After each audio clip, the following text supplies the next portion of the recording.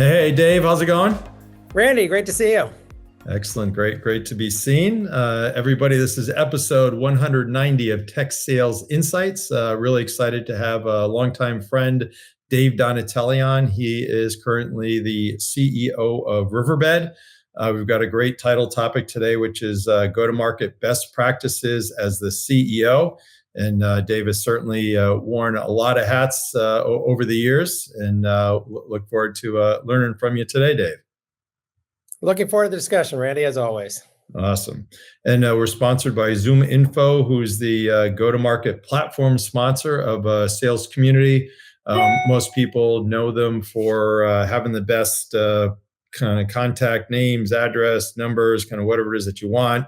And then also have expanded. They've got great platforms in Intent and ABM, and also this cool new product called Copilot, not to be confused with Microsoft Copilot, that allows sales teams to get all kinds of great online content research. If somebody's selling to Riverbed, they could pull off information about this podcast that kind of can help them sell more.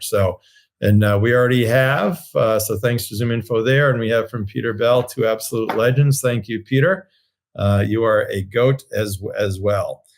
And then also brought to you by Sales Community, as always. For those that are members, thank you so much. For those that are not, Tucker, I think, can throw on a free link if anybody wants to join. Dave's been a longtime advisory board member, as has Peter Bell. So thank you for that, Dave. So by way of introduction, Dave lives with his awesome family in between Atherton in the Bay Area and also Newport. Loves spending time with his kids. Abigail's been in sales very successfully in New York City. Timmy is a freshman at Berkeley, and Chris is a senior at BU doing water polo. And did I say Timmy's doing lacrosse? I think I might. Now you said it. I left that on. Anyway, yeah, great. So awesome time. Always love seeing them as well. And interest besides work and family is golf for sure with Dave. You started a collection. I don't know how many balls you have now, but a golf ball for every golf course that he's played. Do you know what's it up to? I haven't counted, but it's over 400. Yeah, awesome. And I can definitely vouch for Dave as one of the best fathers, husbands, executives. Known him since our days at BC, which is probably over 40 years ago. Although I'm a bit older, I think when you went to school, I was one of the first people that you met. Yeah, you were probably the sixth person I met at BC. Coincidence. So Lance Nelson, if you remember him. Lance, oh yeah. Yeah, Lance lived across the hall from me as a freshman, and he's like, "Hey, I know this upperclassman. We can go over to his house for a party," and that was you. So that's how I met you. Awesome, and it's been so great to work with you and be friends with you all these years. You've excelled in running, I think, almost all the functional areas at the time. EMC, you recruited me as your first outside exec hire at HP, and I clearly remember your words of wisdom where, hey, you're my first outside hire. Don't screw it up and make sure you do well. So hopefully I achieved that for you. You did great. And we certainly had some crazy. And for people wondering, I actually did say that to Randy, probably in a little bit more dramatic language, but pretty much, yeah, don't mess it up. Like, I got it. Don't worry. Anyway, so we had some crazy ups and downs, and did a lot to transform the sales team, and crazy hiring, and some interesting headwinds between the great times with Mark, and then the crazy with Leo, and then Meg, and et cetera, et cetera. But anyway, over the years, always been amazingly customer-centric, partner-centric, and always there to help for sure.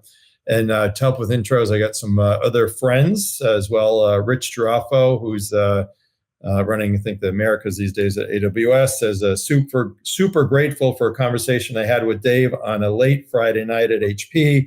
We were heads down, and Dave knew I was a little distracted. My son had a senior football game, and Dave said to me, "Go. Don't miss these important milestones." It was a great example of his leadership style. Business and family matter. Don't let one interfere with the other. So very, very helpful. And, over the years, I mean, you remember those family things, and who knows, whatever meeting or sales call or QBR it was, right? Who cares? Exactly. You never miss the family stuff. We can always find someone to cover the business stuff for you. Absolutely. And Jeff Casale, who's now CEO of Board, says, Dave joined me as board member when I became CEO of MarkLogic. I credit Dave with the single most important factor, with the ultimate successful turnaround and subsequent sale to progress at a 3x return in 24 months. So great there from Jeff. And also says his deep knowledge and experience was invaluable, both in navigating critical business challenges as well as air cover with the PE owners. And with these others, they all have several bullets. I'll just kind of grab one from each. Sean Kearns, CEO of Aero, says Dave's analytical decision-making and communication skills make him a highly effective technology executive. Chris Riley says, what I respect most about Dave is his leadership style. He's passionate about people, always looking to make the team around him stronger and better, and sets the vision for everyone to aspire to. Antonio Neri, CEO of HPE, who worked for you when Antonio and I were both peers working for you. I don't know what it says about me, but says Dave Donatelli is an inspirational and innovative leader. He has a unique ability to communicate with clarity and purpose. I've personally grown under his leadership, and to date, I continue to practice the amazing learnings I gathered through my interactions with him. I can confidently say he's had a profound impact on me as a leader. That's a lot coming from nice. Antonio for sure. And Billy Scannell says Dave, also known as Vegas, is an incredible, accomplished executive. I knew him early in his career when he's a junior product manager at EMC for our HP product line, coincidentally enough, to seeing him ascend to EVP of all development and engineering and more at EMC. I forgot, where did the Vegas name come from? When I got to go on my first business trip, I was the new kid out of college to Las Vegas. And it was a trade show with all the senior EMC guys. Now, senior EMC guys at that time were about 25 years old. Yeah. I was 22. And I happened to ask a cab driver, where are the great places to go in town were? And I wrote them down. So every time they said, we need to get dinner, I'm like, oh, we need to go here. And it turned out to be a good place. Or the next thing came up and said, oh, we need to go there. And a guy named Dan Bennett looked at me and he goes, you know everything about this town. You are Mr. Vegas. And so then at EMC, it was kind of like Top Gun. Everybody went by kind of a call sign nickname. And mine afterwards forever was Vegas. There you go. And Eric Coe chimes in, Dave Donatelli is the best product guy in the business, hands down. And then Scannell nicely says the only thing he was more successful at was landing Michelle as his lovely wife. So absolutely true. Big sales call there. And then Mike Ruckers, who's longtime CEO at EMC, says Dave's one of the top tech leaders, successfully led large enterprise businesses at EMC, HP, Oracle, and now Riverbed. So lots of great things there you can pin up on your refrigerator. Well, thank you all. Very nice. I think one thing I'd comment on that, because we're going to talk about advice to others, is, I think the person who I have the shortest relationship in terms of years on that list is Antonio, and that's 15 years. And the longer ones are out to 40 years. So it really shows, people matter, and, be a good friend to people, help people along. And those long-term relationships, as you get older, are really what you value in life. And so that's, I think, really a good takeaway for some of the younger folks out there. Yeah, absolutely. And everybody says with what I've gone now with the sales community, actually, the advisory board is now over 1,100. And, a lot of the younger people say, did you start off, kind of knowing you're going to do this, or, trying to well, how'd you do it? Well, you just, as you just said, right. You just, be thoughtful to people, treat people how you want to be treated. And there's, certainly hard times where you got to lean in on people, you got to fire them or do whatever, but you kind of coach and you develop and you improve and stay close with. I had Monty Finkelstein, I don't remember him, but he's a long time Citibank IT exec, now CIO at Intel. And, he knew he could call me, whenever, right? So, having that responsiveness and being there for everybody is, I think that was kind of in hindsight at EMC, that's the only thing we knew. Exactly. But you were, to be, I don't want people know this is all very sincere. You're probably the best practitioner at it I ever met. You knew everybody's name. You followed up with everything was a follow up, and you're really, really good at connecting people together. And it's a tremendous skill. And it's not only just to lead to a very happy life, but also in the business world, very invaluable. Yep, it works out. So thank you so much. Means a lot for sure. So anyway, so the first jobs that we had out of college were actually a telemarketer at EMC. So Yes. maybe talk about that and how that helped shape you. Sure. I graduated from college, and I was at a kind of a crossroads where I had three different offers I could have taken. And at the end of the day, one was to go join the product management program at Procter and Gamble, which was, for those who follow this thing, Steve Ballmer did it. A lot of kind of big time executives went through that, and it's a great marketing learning thing. But what upset me about that one was they kept saying that you could never move up faster than your skills allowed, meaning no matter how good you were, you could only go to the next step. And even if you did great, you could only go to the step after that. And to me, that just seemed way too slow. The other option was to go to New York City and work for Citibank in finance, because I was a finance and marketing major undergrad. And that was really interesting in Manhattan, all that other good stuff. And I kind of have a long family history of people in finance. So that made sense to me. And the third one was EMC. And, what I loved about EMC was the fact that they're like, we don't care how old you are, you can move up as fast as your skills will allow. It's all about performance. So that excited me. I, got into telemarketing. I telemarketed for the great Peter W. Bell in San Francisco, true story. And Kevin Beam, I'll drop some names of people I used to call for. And there's something to the fact of, picking up the phone and having to communicate very quickly a product value to a complete stranger who more or less probably doesn't want to talk to you, because it used to be at that time, EMC who? We weren't a known company. We were quite small. And, so you got hung up on a lot, or people yell at you a lot, and you learn, perseverance and how to convince people you had a good offering. And we had a great offering. And you just needed the chance to explain to them what the business value was to them to listen to you. Yeah, absolutely. And maybe touch on that. We had Jeff Goldberg as the kind of guru that I think taught us all a lot around the importance of value selling.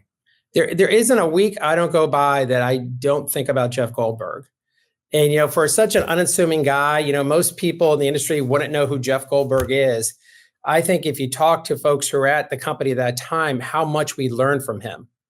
And he's such a funny guy. He had all these great jokes. He'd always just tell me about doing customer presentations. And he'd be like, Dave, I wake up in the middle of the night, open the refrigerator, get a glass of water, and I do 30 minutes.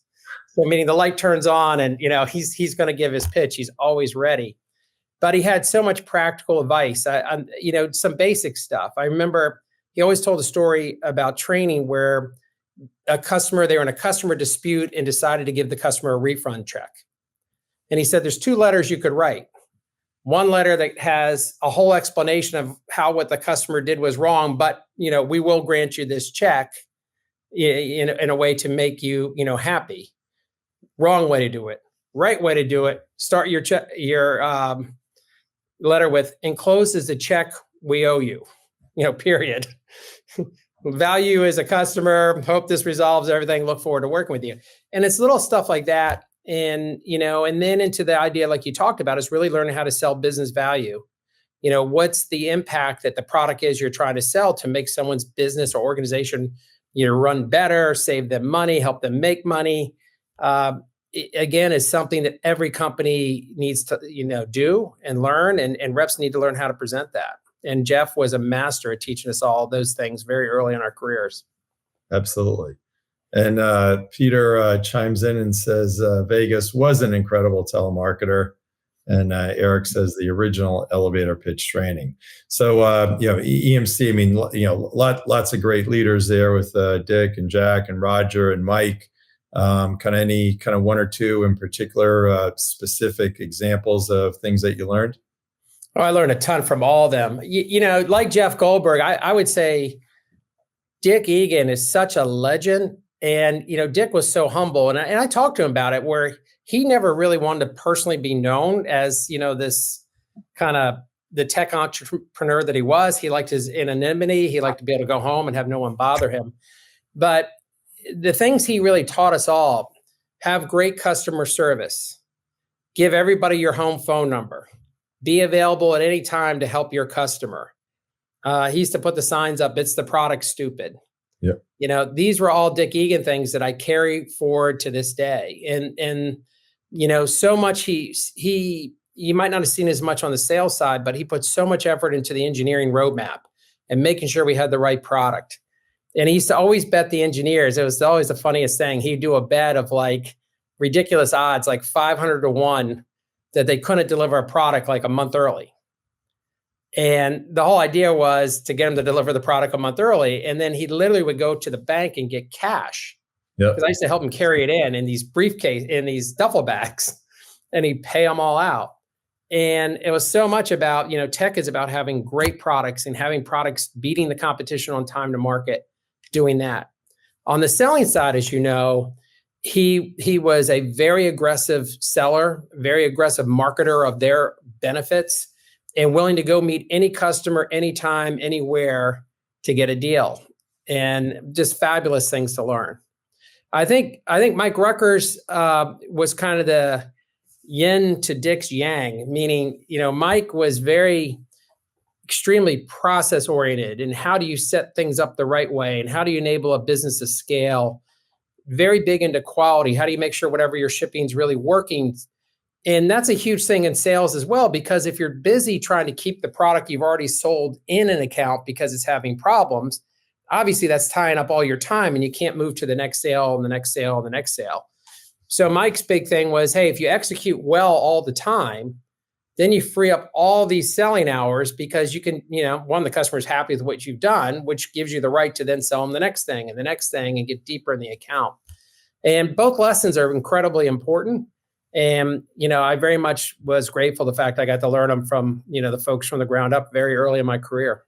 Yeah, so amazing. And then moving on to HP, we both had the benefit of Mark Hurd, who's really an amazing leader as well. Yeah, the late, great Mark Hurd.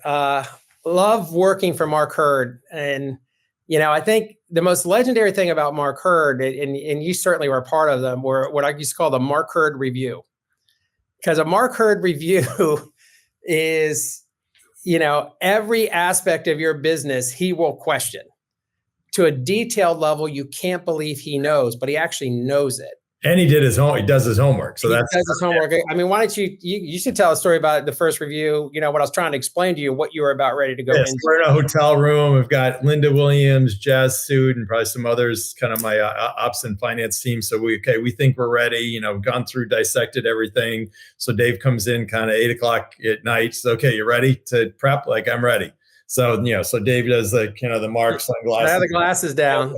Leans back and says, okay, before you go, how does this tie in with that number, and what's this and what's that, and blah, blah, blah. I'm like, he's going to go down to that detail. He's like, yeah. I'm like, okay, Dave, come back in 3 hours. Let me just do another prep. So we get all set. And it's like, you're going into battle, and I loved it. You loved it. Right. And then the thing, you'd see these people who the senior executives who then didn't know an answer. And instead of saying, I don't know, they'd kind of fake it, and they're just going down this rat hole, and he's just getting the Ginsu knife out. And you're like, they're just kind of destroyed. Like, okay, I don't know. I'll go find out. And then obviously you should know enough about most of the business that then you go through. But it was just, that was just like battle sport. Just so much fun. And everybody like, Randy, how was it? How do you like it? Like, I love it. And he's like, all right, like everybody else would be so afraid about it. I'm like, this is awesome. The worst thing you could do, as you said, is try and fake it. Because if you faked it, he would just go deeper and deeper and deeper, and you were dead. And, Mark always said a fair answer is, I don't know, I will find out. Yeah. Now, the question is, you can't say that to every question, because then it's like you don't know anything and you got to go. But you've got to know enough about your business, because he certainly knows. And if he can run these huge companies and know so much about what you're responsible for more than you know, that's a problem. You need to know more than him. So I always had a blast. I thought they were epic battles. He was actually a great guy. We loved to fight afterwards. Because you go out afterwards typically, or go to his office afterwards and talk about him. And we fight about everything. No, you're right. You're wrong. if you go on a sales call, Mark, and I mean by fight, I mean fight in a really good way, right? We just go back and forth because he loved people challenging him. Because his view is like everybody's always telling me how good I am. I want to know what I'm missing. So he loved the fight to go back and forth. And to go on a sales call with Mark was hilarious as well. Because when you got out of the call, we'd spend the whole time arguing about like who actually closed them, like who had the most airtime, who said the right thing, who said the wrong thing. And he loved that kind of stuff. And I loved it, because one, he was so smart, he'd really make you be your best. And two, the fact you could fight with him all the time about stuff was fun. It made it fun. I'll give you two other quick ones. So when I first go to Oracle, same thing, we're doing our first review and I have, you have your CFO. And I try to explain to him, I said, whatever you do, check every number, because if you screw one up, he will find it. I guarantee you he will find it, and then we're dead. Oh yeah, got it. I got all the, it's perfect. We go in, he sits down, he goes, on page 17, and it's like this densest spreadsheet you've ever seen, column H right there. Explain that number. And the number's wrong. And then he just closes the deck, says, get your numbers right and we'll reschedule, walks out the door. And I just look at this guy, I look at him and go like, told you. The second quick one for Mark Hurt is what I call the swimsuit meeting, which was hilarious to me as well. So, as you said, I like to fish and play golf. Fishing and golf take a while. Mark was a big tennis player, as a college tennis player. So he loved tennis, but as he would tell me, it's like, Dave, I only played tennis for an hour and a half. I'm done. Yeah. So we're at their sales club event, which is down in the Bahamas. And, you never just got to go to sales club event. You're going to do some reviews. Right. And we're in the middle of a big sales reorg. So we're supposed to meet, he was nice enough to say, hey, enjoy your day. We'll meet later. But then all of a sudden it's 1 PM. He's played his tennis. He's dancing. He's like, we got to meet now. Like, okay. And I was already in meeting with it because we had all these other reviews. So we got to meet with Scott Genero. So shout out to Scott. God. Scott's, go find him. Well, it's like, it's 1 PM. Well, where's Scott? He's on the beach. He's not answering his phone. So now I got to walk out to the beach. I grab Scott. He's in his swimsuit and a tank top. And next thing you know, he's got like sandals, swimsuit, and a tank top with the PowerPoint going with the charts. And we're doing this major reorg. So in the reorg, by the way, worked very well. But I always refer to that as the swimsuit strategy meeting, because that's where we set the strategy. And everybody, if you refer to the swimsuit meeting, they know which one you're talking about. Oh, there you go. I remember we had, I think it was my first Q4 or kind of December with you and Mark at HP, and they had a forced holiday, kind of forced shutdown for the last week. And I'm like, you can't do that. And you said, well, what do you want to do? I'm like, I want to keep it open. If people want to take vacation time, they can, but we got to be on and selling. And it turned out I was the only kind of, I'll say, functional executive that was actually working. So I had daily calls. I had to give him a report on what the activity was and do these calls. And of course, he needs his fix, right? So you could talk to me about kind of whatever it was, but it was just the best. I mean, it's fine. How's Seidel doing? I want to hear about this shutdown. How much are you selling? Yeah. But just so good. And then, that reorg was massive that you did at Oracle. It was reorging the 40,000 strong sales force, right? Well, we actually did 2 reorgs. So the swimsuit reorg was the first one. And that one was kind of counterintuitive to people in that we did 2 things at once there. We reduced the sales force in half, and we cut the products in the hardware business from 27 to 3. And in doing that, you'd say, oh my gosh, what's going on? Well, the results ended up being we took a group that was actually shrinking year to year to growing double digits. And that had a lot to do about having the right sellers, with the right products, focus on the products that are going to be really successful and focus at the right customers. And again, we turned that around and grew that double digits. The last reorg I did was the entire sales force. And, that was really interesting as well. And from a management perspective, because we're here to talk about, what did management look like and why. Most people know Oracle from the database and the cloud stuff, but Oracle has approximately about 150 different products it sells. And so what we're able to really do is, through a lot of analytics, understand what was the real rep productivity on each product. So as an example, some products, a rep would cost, and what we meant by cost is everything: rep, SE, overhead, what I call total landed cost to sell something. And the range there round up being between $500,000 and $3.5 million per rep. So obviously the $3.5 million ones, you got this huge amount of costs, big corporate SE group, trials, all this stuff you need to actually sell something. You're like, oh my God, we don't make any money at this. And then other ones obviously are much more efficient. So the whole idea is, again, from a management point of view, you want to get more of your sales force looking like the $500,000 than the $3.5 million. And that was a lot of what that was about. And to do that, you really have to understand, again, where do all those costs, how do all those costs really get allocated per product? What's the productivity of those products?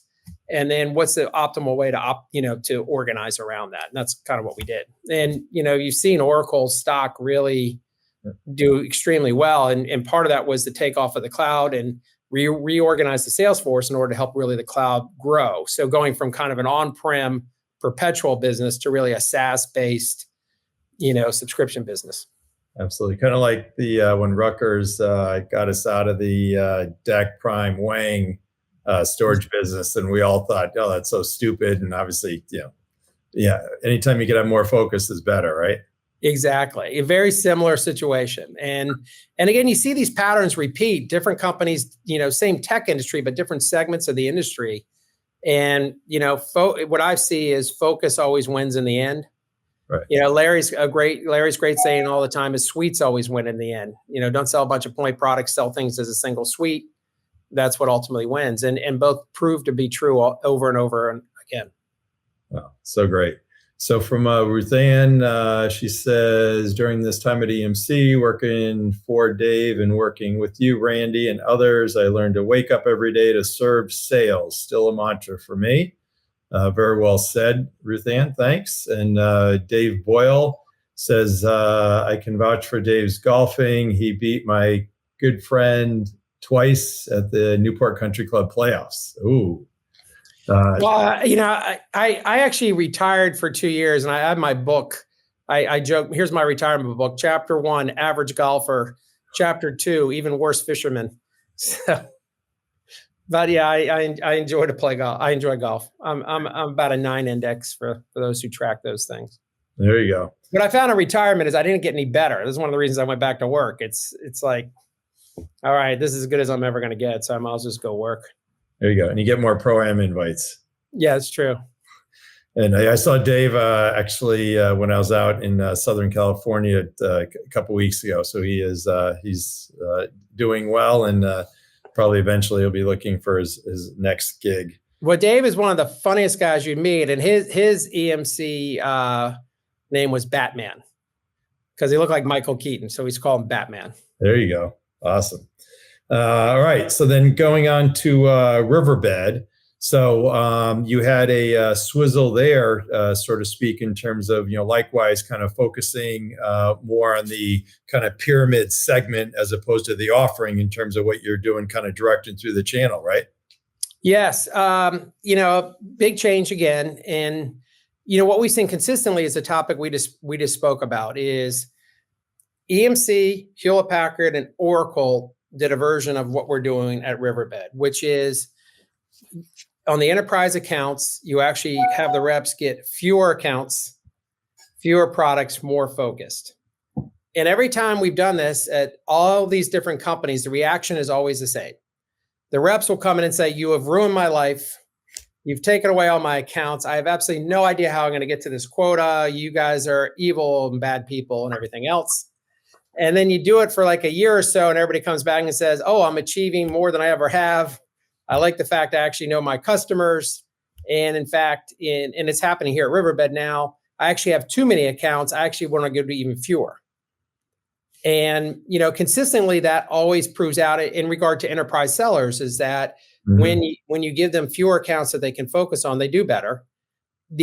Most reps want the opposite. Give me as many accounts as I can, and I'm sure I can find a pony in one of these. Right. So, if I have 100 accounts, give me 1,000. It could be even better. And we actually had those arguments here at Riverbed where, one of the country managers And when I came in, the average rep had 70 accounts.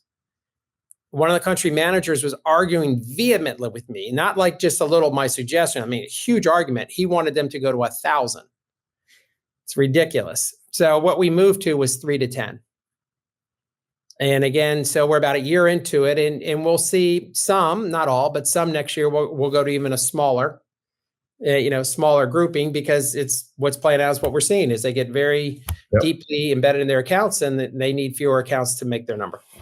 Yeah, I remember a big lesson for me was when I opened up the EMC office in the UK. I originally had the whole UK as a territory. And then John McAllister, who was running Europe at the time, kind of came in on my map of the UK, and he put a circle around London. He said, if you just go there, you can do well. But to your point, just in terms of the focus and your inclinations, hey, I need more, but you can actually do more being more focused, especially if it's a tighter geography, where then you can do a lot more sales calls as well.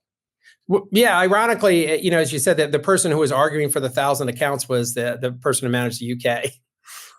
There you go. And then kind of with that enterprise focus, then kind of top of pyramid with your direct reps, then you had a channel play, I assume, for kind of below the line accounts, right? Yeah, and we gave the channel everything that they typically ask for, which is a hard deck.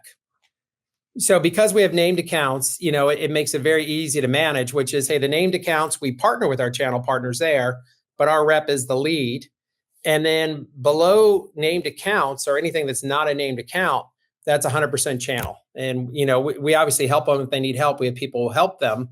But, our direct reps don't go interfere with deals. All the typical complaints you'll hear from a channel partner of, I work really hard on this transaction. Your direct rep took it, or your direct rep, did something that impacted my sale. It eliminates those problems by having kind of, again, a true hard deck that we've enforced. Awesome. And you've got some openings now that you are hiring for? Yes, for everyone in the sales community, we're expanding. So we sell to, again, high-end enterprise. It's a classic enterprise sale. So sales reps just about anywhere in the world we have openings for, because we're expanding. And then specific jobs that might be of interest: Asia Pac leader, federal sales leader and managers, country manager of the UK. You might have thought that the 1,000 account was not the right fit for us. And then country manager, we hired the UK, excuse me, country manager, Germany and France. Those are those two, Germany and France. UK, we've already changed. All right. Awesome. And you also have a big footprint that's engineering centric in Israel. Yes. And, I was shocked to learn that actually they've been, in spite of all the fighting, that they are doing fantastically with their deliverables. How's that? They're amazing. And, as you know, at EMC, I used to run our Israeli development center when I was there. EMC had a whole bunch of Israeli engineers, both in America as well as in Israel. So I had huge respect for Israeli engineers. And at Riverbed, we have engineers in many parts of the US and around the world. But, one of our main product lines is done in Israel. And as everybody knows, there was the October 7th attack. Our center is just outside of Tel Aviv. And, we had many of our engineers called up to active duty. And in Israel, even if they're a reserve, there's a law where you actually have to be armed at all times. So you literally can go into a software review meeting and a guy's got an M16. I have pictures. It's amazing. Strapped to them, ready to go. And I have video of missiles coming in over our office building. Meetings have been interrupted while folks have had to go into the bomb shelter. And with all that said, no complaints, never used as excuse, delivered 100% of their roadmap on time. Just absolutely amazing. While everything's going on, family disruption, war, missiles, they just deliver.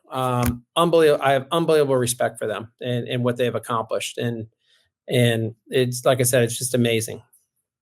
Awesome. I mean, yeah. So yeah, here we complain about traffic, and they're dealing with a whole other level of problems. Yeah. Unbelievable for sure. So coming on board, obviously you had a lot of things, and you're brought on for a reason by the board. But kind of early on, looking at your kind of 90-day plan, obviously you did that pivot on the kind of the sales structure in terms of what you're doing. But kind of what's your lens in terms of looking at the leadership team? Yeah, I think here's what I pass on that I've learned, because I've done a number of different, different jobs, and you come into new situations a lot in my career. Is the old 2 ears, 1 mouth.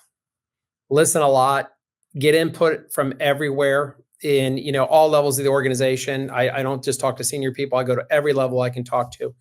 The Salesforce change really came about from listening to a lot of the reps who would say, look, it's just as hard for me to sell a mid-size account as a large account.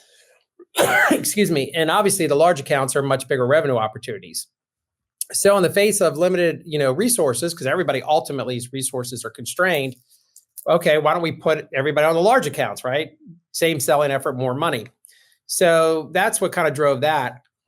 I think from a people side, what I'd recommend to people is I'm what I call it, I look at people twice. Excuse me. So with the first time you look at people, what I found is your first impressions can be wrong. Mm-hmm. So you look at somebody and say, oh, this guy's great. They're really helping us. This other person's not so great. I don't really know. And if you just went on that gut feeling, I've seen you would have made mistakes. So what I try and do is I get a first impression, but then I really watch how they work, and I kind of understand, who actually delivers and who doesn't. At the end of the day, who fits in the culture, who doesn't.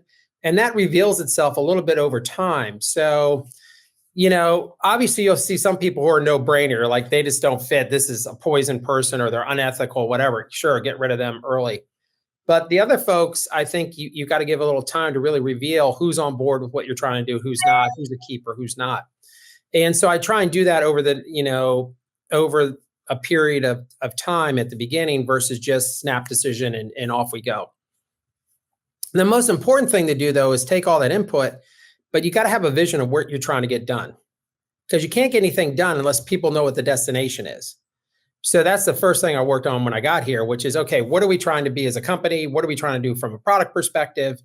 And then once you understand that, then it's a lot easier to then say, okay, now how do I organize a sales force around achieving that mission? How do I organize my marketing around achieving that mission? That's how we do it. Awesome. And then is there any kind of difference as you look down to individual contributors? Not really. I mean, it's cultural fit and its ability to deliver. I think, EMC, I tell people hear that story all the time. EMC, we used to say, see you on the weekend, which was a nice way of saying, love you, can't wait to hang out with you. You just can't work here anymore. Right. And it was, great guy or a great person doesn't deliver. And so whether you're an individual contributor or whether you're a senior executive, at the end of the day, you got to figure out what is it, the manager owes you to tell you what you're supposed to do. And you need to do it. Okay. And you say, oh my God, that's so stupid. That's so simple. Why would you tell me that? Because you cannot believe such a high percentage of people don't do what I just said. And then they go home and they complain about their boss was mean to them or something else. But it's really not at the end of the day. I think, individual contributors or senior executives is you always have to assess your own performance. You have to be, frankly, your harshest critic and the most honest critic. Was it really them or was it me, right? Did I really not show up at that meeting because I was goofing off all year? Did I not make my goals because I was off, doing whatever other than work? And, that self-reflection, I think, is so important. And I think it's what really enables people to grow their career and to really achieve things. And then ultimately, as I said, the ultimate measurement is you can be, you can do a lot of things, but at the end of the day, you got to deliver. And by delivering, whether you commit to getting a presentation done or whether you commit to a certain quota number, whatever, delivery is what gives you the right to do the next thing in life. And, you start out when you're an individual contributor, maybe with smaller goals. And then when you get, to bigger jobs, you're, managing really the deliveries of whole organizations, which is a little bit different. But that's the key to me. And that's, again, doing a good job. People always ask me, how do I get promoted? It's really simple. Do an incredibly good job at the job you have. And that gives you the right to the next job. Absolutely. So if you look at kind of what you thought about the go-to-market and you did the changes, I'll say, kind of a year ago, is there anything that's kind of surprised you with how things have played out? No, I would say no, but I'll tell you, and the reason why I say no is the benefit of my experience. Having done it, as I mentioned, 3 times before, what I see is even though the tech you sell at these different companies is different, kind of the way things work is always the same.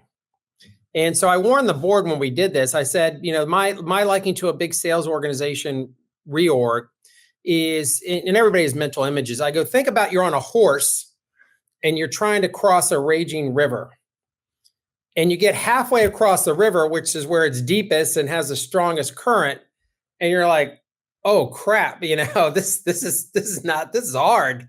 I think I should turn around. And, at Hewlett Packard, they wanted to turn around. Oracle, they want to turn around. EMC people didn't like it when we changed things. And that's the worst thing you can do. And what you have to really do is, and what we're talking about, fewer accounts, deeper selling, all that other stuff, is you have to kind of power through and get to the other side. And, your time frame will vary, but typically it's about 2 to 3 quarters in when you're most like, oh man, this is a heavy lift. But when you power through, and we're at the power through stage now where we're to the other side, then all of a sudden everybody like sigh of relief. Oh, it does really work. Oh, look at this. My numbers are bigger. Things are better. And then you're there. But the mistake I see people make again is they get halfway into it. The inevitable problems come up and they run away. That's problem 1. Problem 2, what I'd say is, remember, we sell SaaS now. Typically in the past, we used to sell more perpetual. Is the classic sales rep tree hugger problem. And it's in every company I've ever been in. So, we released a whole bunch of new products. I could say the same story about EMC. I could say about Hewlett Packard. I could say about Oracle. And all the reps are like, no. You guys are crazy. You guys are idiots. Yeah. I know how to sell it the way we used to sell it. I'm doing that. I don't want to hear about this other stuff. Your other stuff's dumb. And, like any other case, and I'm sure everybody's seen this in their career, your best performing reps, the really smart ones, figure it out early. Right. And they go do it. And everybody else, literally, it takes at least 6 months, like half a year is a long time, right. Sometimes 9 months. And then all of a sudden there'd be like, oh, well, they did it and they're doing well. Well, maybe I'll go do it. And they discover it. And I'm always like, look, the product hasn't changed. You just finally got on board with where the company's trying to go. And that's what happened. So it's this delay factor, which again, I've seen at every company I've been at, is, if I could wave a magic wand, I would recommend people like, it's going to be okay. Stop hugging the tree, move to the new stuff faster, and you'll be a leader who then wants to get promoted. Nice. And then with that kind of SaaS and kind of cloud migration, are you also doing usage-based pricing? In some cases, what we sell, so just for people who aren't familiar with what we're doing, what we sell is AI that helps either detect, prevent, and resolve problems in people's networks, in their PCs, phones, and in their applications. So I'll give you a classic example of this is, there's a really large Wall Street bank. We solve 50,000 problems a month through AI, no human intervention, on people's PCs and laptops in their organization. So literally, we understand what's wrong, we automatically fix it, then we report to ServiceNow what we fixed and how we did it. So it's 600,000 events a year. I mean, it's real AI that really works. So that's interesting. That's not sold on a consumption basis. Other products we have where they scale, and with that scale requires a lot more SaaS resources. Yeah, we'll charge them because they're just using a lot more resources. Yeah, awesome. And then these days, sales ops has always been important, but these days with all the tools and everything available, Can you speak to the importance of sales ops and rev ops in your business? Yeah, I'm a big fan of analytics and the trend is your friend type talk, which I really mean. What I mean by analytics is really understanding what is going on, what's working. Again, being honest, what's not working, and I'm not afraid to change when I see. Everybody's got an opinion. I like to see data, and when the data says we're doing something wrong, I like to change it. And so, sales ops is invaluable for that for us. Also, very invaluable for what I call traditional things you'd expect them to do. Dialing in comp plans. My philosophy on sales comp that sales ops really helps us with here is I want to have people to have very realistic quotas. I don't want someone to get a quote and say there's no way you can make this. And so they have to be fair, realistic. Other lessons you said, what did I learn from EMC? Pay your sales force well, attract the best people you can track, support them beyond anything they need to make sure they can be successful, right? That's what we learn as kids, if you will, right out of school. And it's amazing to me out here, I'm not talking about Riverbed, I'm talking about other companies you talk to, where you get the classic, what I call CFO view of the world, right? Right. Oh, sales, these guys just spend a lot of money. They don't do anything. They don't value it. Right. And they don't understand how difficult it is. It's hard. You're going out there and the world's never perfect and you've got to make it perfect for the customer. And it's a difficult job. And so, on the sales ops side of this, I want comp plans that are fair to the company and the rep, but I am very proudly pay reps a lot of money who sell a lot of stuff. And we want comp plans that are easy for people to understand so they can say, oh, if I just do this, I'm going to get rich. Like, yeah. And so, we put a lot of effort into that. I've seen, like, if you look at Hewlett Packard when we first got there, the comp plan was so complicated. How did anybody know how to make money? It was just like you needed, 100 pages to figure out what am I supposed to do here? And again, that's an example of too complicated sales ops help and too much help, too much finance driven, not enough kind of rep driven. And I'm more on the rep driven side.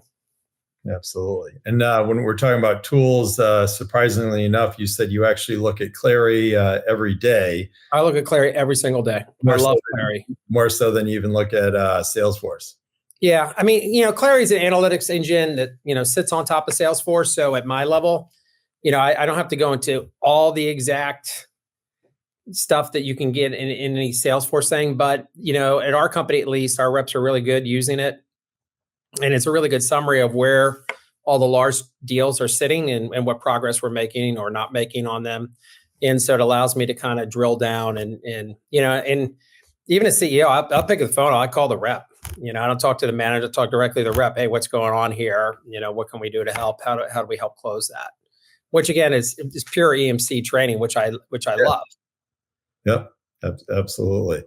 And you are a ZoomInfo customer as well. So shout out to them. You checked with your CIO. So good to know that. They love it. Yep. Happy customer. And you don't do anything on the call recording side, I think you're saying, right? No, because,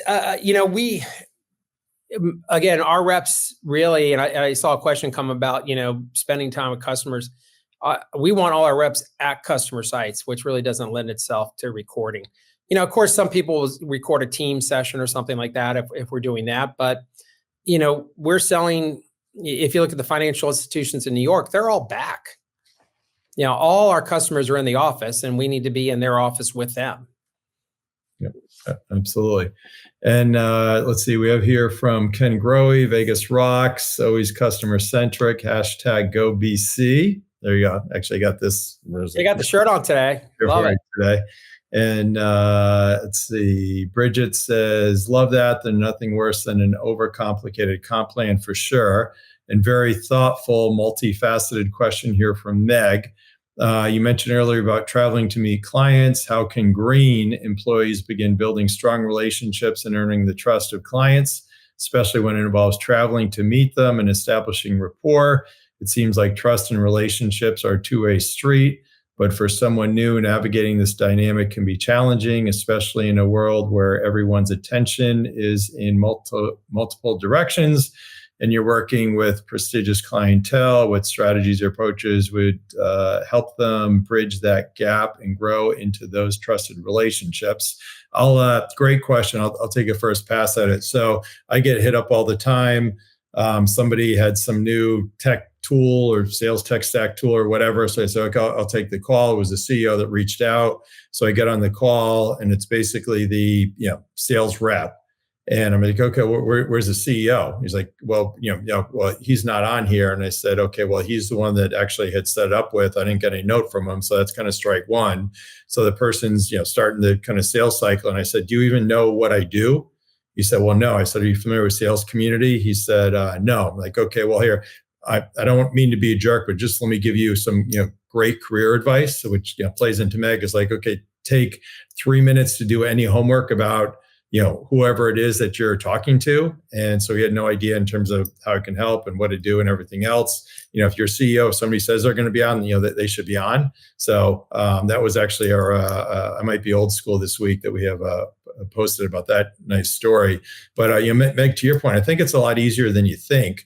It's really just kind of doing the homework. It's really showing up. And the fact that you're early in career, if you're going to call on, I'll make it up, a CIO at Citibank, totally fine to say, hey, I'm early in my career. I'm with, XYZ company. Here's how we could help.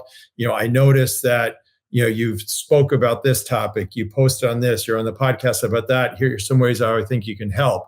And a lot of times the people that are senior leaders are senior because they're, genuinely good people and want to help and want to listen. So I think it's a lot easier than you may think to build those relationships. And as from Walter Brown and Ken Doherty says all the time, know me, like me, trust me, a lot of that builds from there. Dave, thoughts?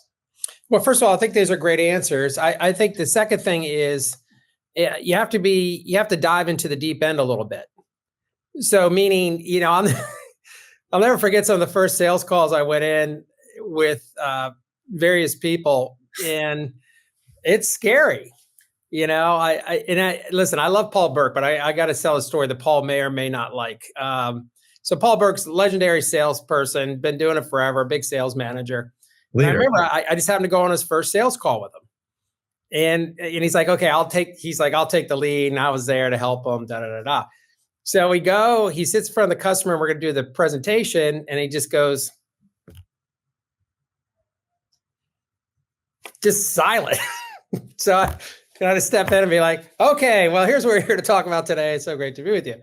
Now, and again, that's not to make fun of Paul Burke. And if you know Paul Burke is a big dude. I mean, he's scared of nothing, but it happens. And so you just have to go do it. And like anything else in life, if you do it, this is not a profession for the shy, right? You have to go out and want to go meet people.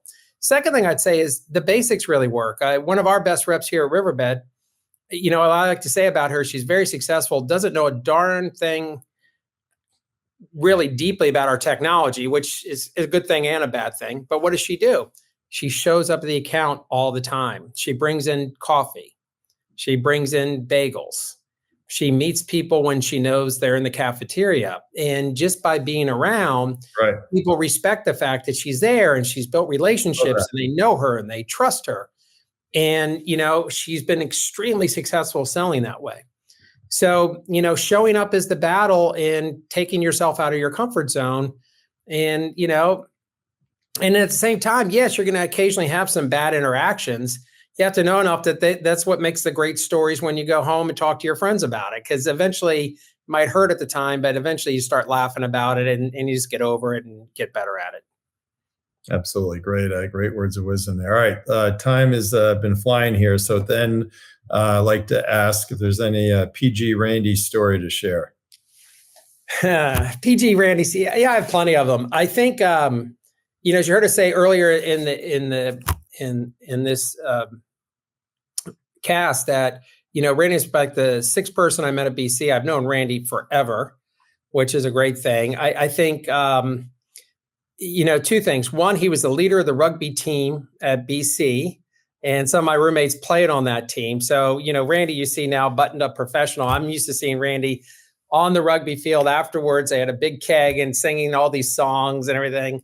And so going to the rugby games was always a blast at BC because it was always a huge party. And I always admired the fact that these guys would go out and kill each other on a rugby field. And then afterwards, there's a keg and they're all singing songs together. So that was always, I think, a very PG Randy story. I think other Randy stories I could tell, I would just say, as I said before, I think sincerely, Randy really lives what he says. He's the best connector of people I've ever seen and extremely kind to all of us. And, so yeah, we all talk about work, and some people think to be successful in life, it's you're jumping over people and everything else. And I found it's really the opposite. It's, you build great relationships and you treat people with respect.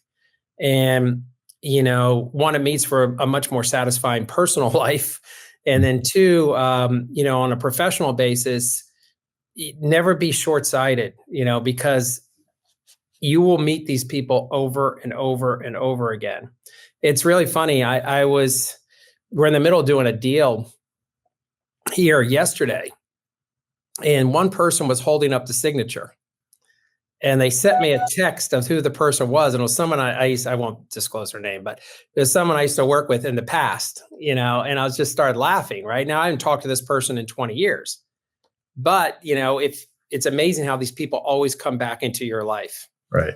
And so my PG Randy stories, I think you best exemplify, how just to be a great person to everybody and how to lead, by example in that regard.